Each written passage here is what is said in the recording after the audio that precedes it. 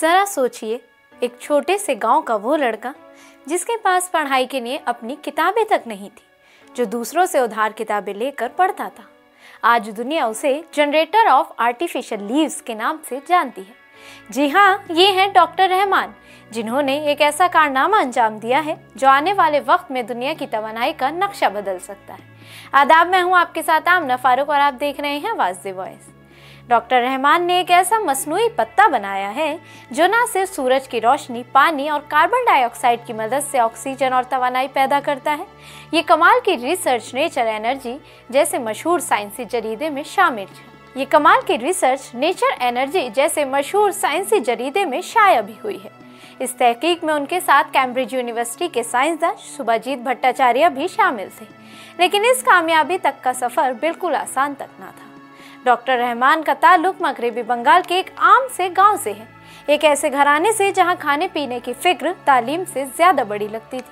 उनके वालिद कभी तनख्वाह पर नौकरी करते और कभी मजदूरी, जबकि वालदा घर संभालती थी।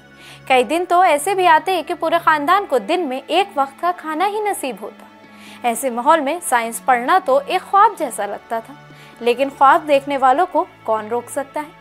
आला तालीम का खर्च उठाना मुश्किल था, इसलिए डॉक्टर रहमान ने ट्यूशन्स पढ़ाना शुरू किया और छोटी मोटी नौकरियां भी की ताकि अपनी पढ़ाई का सिलसिला जारी रख सकें।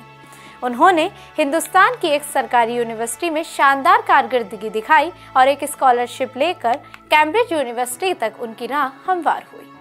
मगर गैर मुल्क की ज़मीन पर जिंदगी भी किसी इम्तिहान से कम न थी। नए माहौल, माली मुश्किलात और अकेलेपन के बावजूद वो अपने मकसद पर डटे रहे। नतीजा, आज वो दुनिया को मसनूई पत्ता देकर ये साबित कर चुके हैं कि सूरज की तवानाई को इस्तेमाल करते हुए ऐसे आले तैयार किए जा सकते हैं जो मुस्तकबिल के लिए साफ सुथरा और काबिल तजदीद ईंधन पैदा करें। आज डॉक्टर रहमान कैम्ब्रिज यूनिवर्सिटी में प्रोफेसर इरविन रेजर के ज़ेरे निगरानी काम कर रहे हैं और सेंट जॉन्स कॉलेज के फेलो भी हैं।